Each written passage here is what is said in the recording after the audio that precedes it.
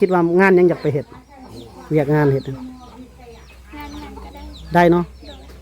ที่โตที่มักที่สุดเด้อซะระหว่างเสิร์ฟอาหารกับขายเสื้อผ้าหรือว่าขายเครื่องน้ำเวียดเนี่ย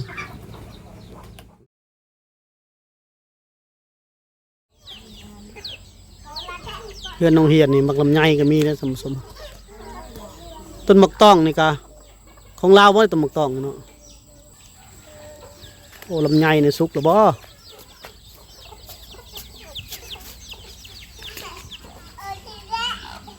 มีบ่อน้ำสร้างมีบ่อน้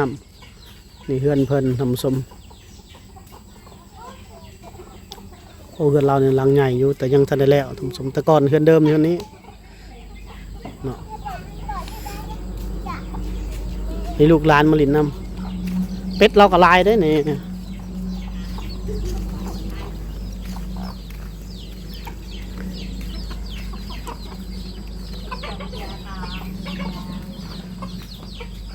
เรื่องเป็ดลายเนาะ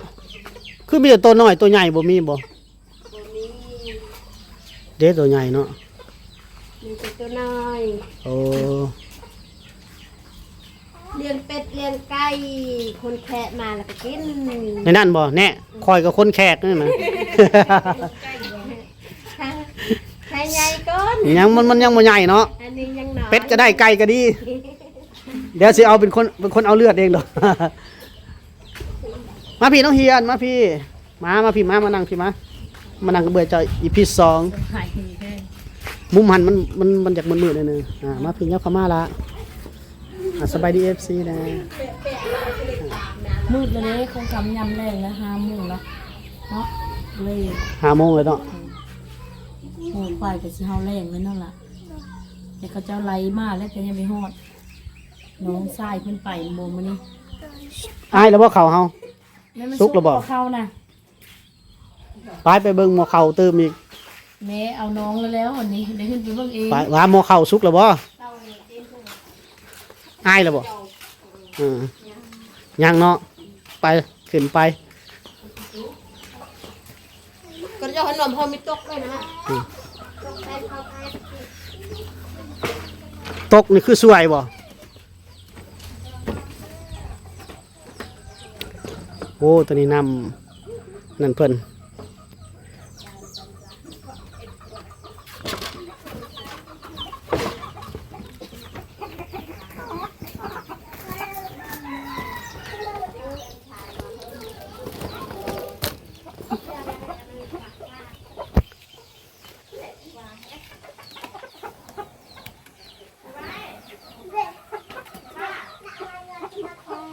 ก็ลองอายตรวจอยู่โอ้เป่ามันนี่พอแห้งเลยเนาะดอกไฟอยู่ใช่หรอดอกไฟโอ้ลี่อยู่พี่เนาะดอกไฟเพิ่นกัน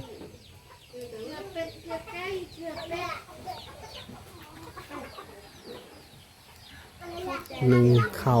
เป่าไฟเป็นขวดแล้วก็เป็นห้องนอนของพ่อแม่เลยท่านผู้ชมก็ยังบ่มียังเป็นแบบว่าเป็นที่ดีๆนะว่าสั่นใส่เฮือนครัวกะ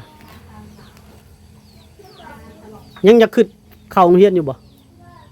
หรือว่าใดๆยังจะขึ้นอยู่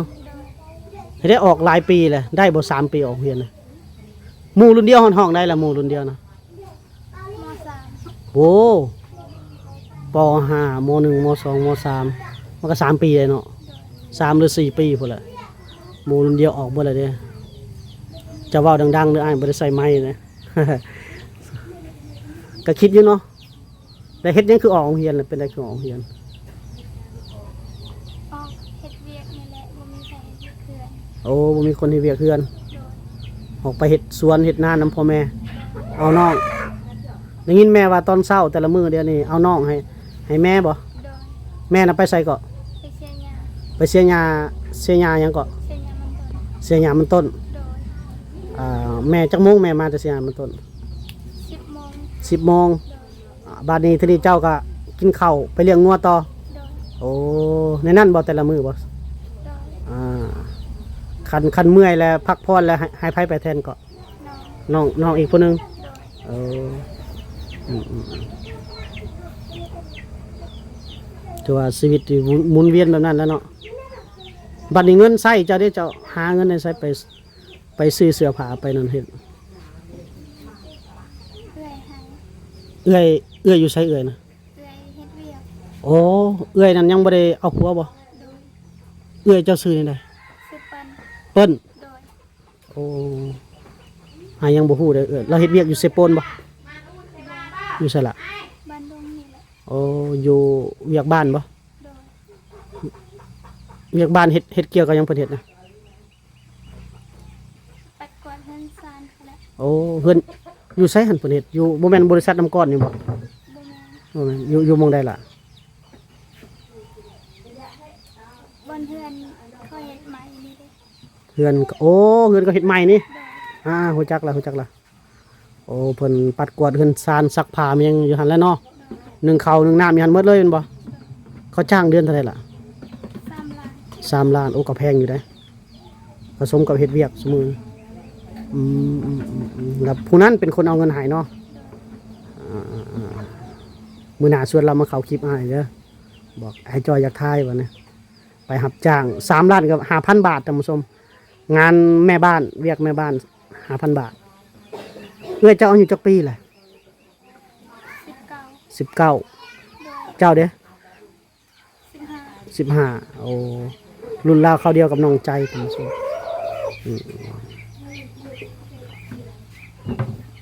ถือว่าก็มีความฝันอยากเรียนต่ออยู่ท่านผู้ชมแต่ว่าเรียนหลายปีแล้วก็คือสิบ่น่าจะ3 ปีแล้วก็สิบ่ทันหมู่แล้วหมู่ออกหมดหมู่นั่นแหละก็มีแต่เฮ็ดให้เลี้ยงงัวเฮ็ดนาเลี้ยงงัวเฮ็ดเวียกนำพ่อแม่นี่แหล้วท่านผู้ชมเราก็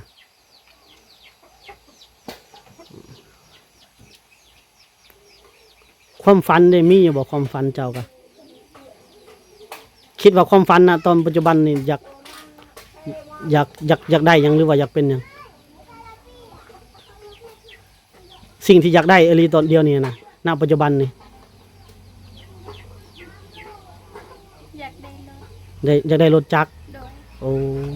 เอาไปใช้รถจักรเลย ขี่ไปใช้บ่ละขับไปใช้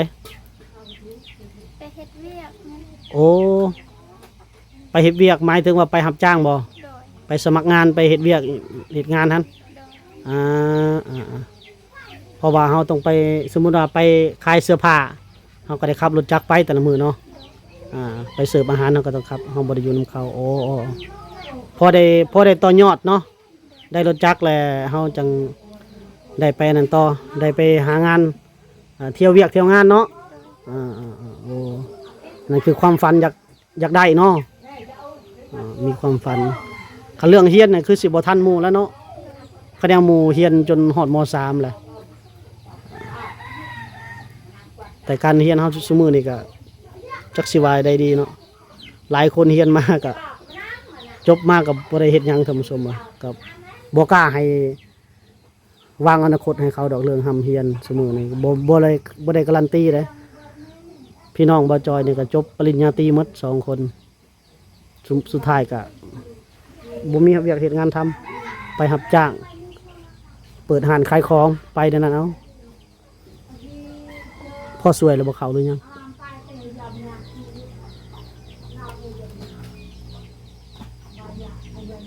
สุด กายเสือแล้วเนาะ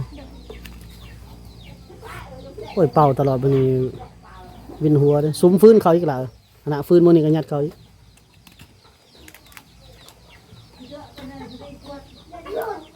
มื้อแรงนี่กินข้าวกินน้ำแล้วอาบน้ำอาบในไปนอนเฮือนหมู่ไปแล้วเนาะ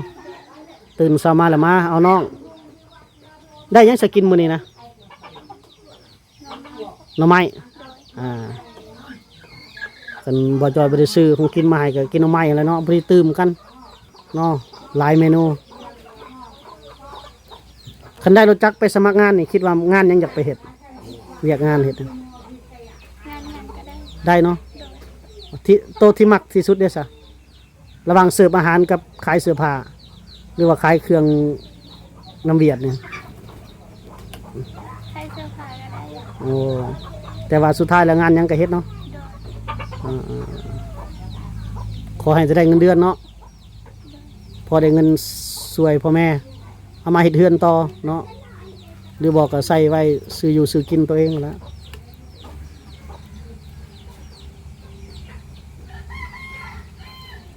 เคยไปเฮ็ดงานแล้วบ่หรือยังเดี๋ยวนี้ยังบ่เคยเนาะ โดย คือว่าแล้วมันต้องได้ใส่รถเนาะได้ใส่รถไปต่อยอดไปหาเฮ็ดเวียกเฮ็ดงานไปสมัครงานกะขับไปตะนี้แต่บ้านน้องเราไปหาจุดซุ้มนี่ก็น่าจะประมาณจักกิโลวะประมาณ5หรือ10 กิโลนี่แหละประมาณน่ะตามสมไกลเติบประมาณ5-6 กิโลตามสมเนาะก็เจ้าก็จะเที่ยวไปนั่นแหละคือเอ้ยเจ้าก็มาบ่หรือนอนอยู่หันเลย มาบ่ โดย บ่ได้นอนอยู่หันเนาะแสดงว่าเราก็ได้ใส่รถจักรเลยเนาะ โอ้ตื่นเช้ามาเดี๋ยวเราไปจังมุกเรามาแต่เฮ็ดเวียกบ้าน 5 โมง โอ้อืมนั่นคืออันสิ่งที่ว่าตะเพิ่นว่า ความฝันเพิ่นเฮาทำสมเนาะเฮาก็ลองสอบถามเบิ่งเนาะในวัย15 ปีเพิ่นมีความต้องการหรือว่าใฝ่ฝันอยากได้หยังเนาะคือว่าคันว่าเป๊ะเพิ่นก็ว่าช่วงนี้มันรถจักรมอเตอร์ไซค์แหละเพิ่นว่าสำคัญพอได้ไปเฮ็ดเวียกเฮ็ดงานพอได้ไปรับจ้างต่อว่าง่ายว่าเป็นแข่งเป็นขากันลาวเขาเว้านั่นละบ้านเขาเว้าต่อยอดต่อหาวิธีหาเงินหาคำซอยพ่อแม่อีก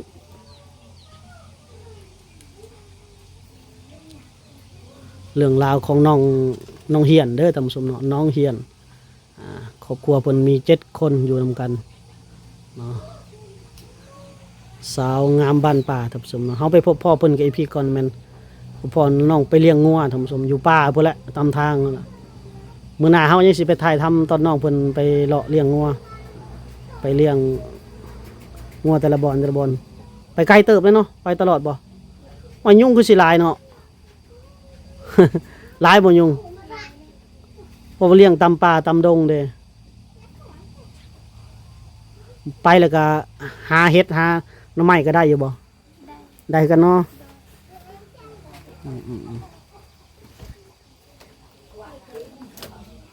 สวยเขาได้เหมือนกันทุกคน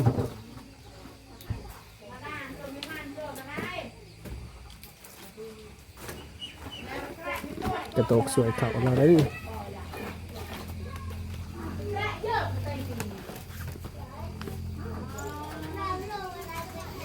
เบิ่งเขาเพิ่นกิน7 คนเพิ่นสิมาหลายสำใด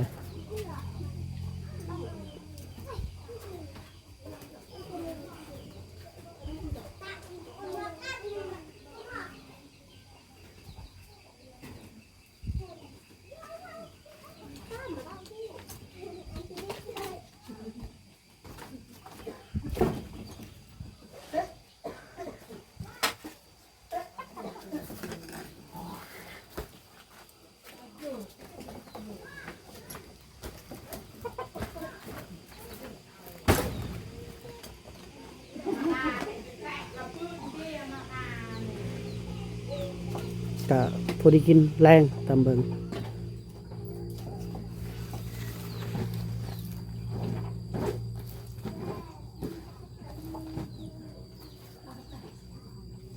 เขานี่เขาหน้าบ่ล่ะ โดย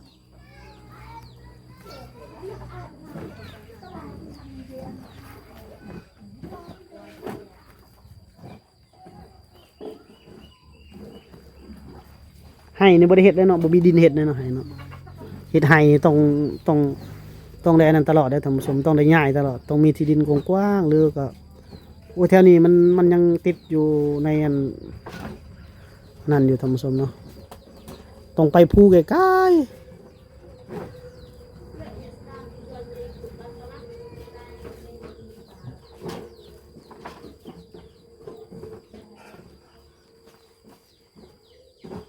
บัดยามเฮ็ดกินผู้ใดเฮ็ดกินล่ะ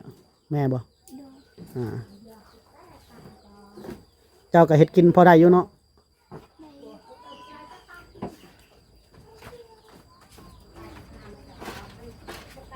ตัวควันนะบัดนี้ท่านผู้ชม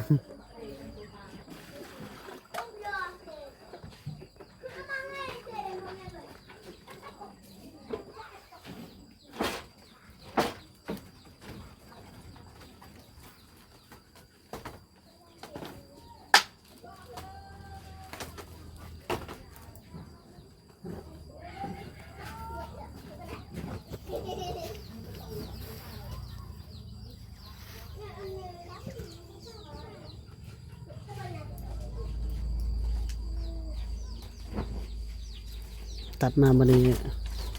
แล้วสวยเขาอ้าวโย ใจเย็น ติบเข่าบิน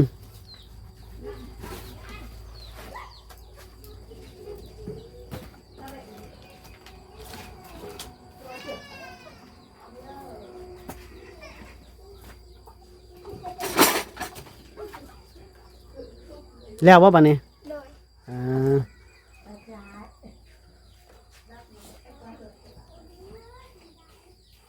เฮ็ดหยังต่อ บ่ได้เฮ็ดกินบ่ โดย ฮะ บอก ไผสิเฮ็ดกินบัดนี้เฮ็ดหรือว่าเฮ็ดกินให้ไอ้จอยเบิ่งบ่ ยันบ่ไหวบ่เฮ็ดหยังเป็นสิน้องเฮ็ดหยังกินเป็นตำบักหุ่งเป็นอยู่บ่แกงหน่อไม้เคยเฮ็ดกินหยังแต่ละเทื่อฮะ แกงหอย แกงหอย โดย ปิ้งปลาเนาะ โดย จีกับเผากับปู ว่าหยอกน้องเพิ่นท่านผู้ชมเนาะโอเคละน้องเพิ่นเฮ็ดเวียกเฮ็ดงานแล้วตอนนี้ก็น่าจะ5 โมงกว่าๆแล้วมั้งเฮาสิได้อันนั้นออกจากบ้านน้องเพิ่นก่อนอีพี่หน้าจะมาเยี่ยมมายามอย่าลืมรับเฟซอ้ายเด้อพบกันใหม่ในอีพี่หน้าท่านผู้ชมสำหรับอีพีนี้จบไว้สำนี้ก่อนเด้อโอกาสหน้ามาเยี่ยมมายามน้องใหม่เพิ่น FC ท่านใดอยากช่วยเหลือหรือว่ามีน้ำจิตน้ำใจอยากให้น้องก็ติดต่อเข้ามาได้เด้อท่านผู้ชมเด้อเนาะพบกันใหม่ในอีพีหน้าสำหรับอีพีนี้บ่จอยและน้องเรียนขอกล่าวคำว่าสบายดีสบายดีเพิ่นบ๊ายบาย